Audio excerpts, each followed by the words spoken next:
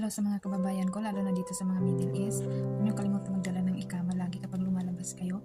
Lalo na pag expire na yung ikama niyo, huwag kayo basta-basta maglalabas. Dahil hinuhuli ng mga polis yung mga expired na yung ikama. Tsaka huwag kalimutan dalhin ng ikama.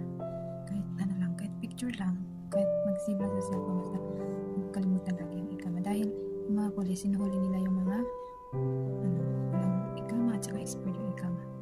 Sinasakay nila. Kaya ito, panoorin niyo yung video guys. Thank you.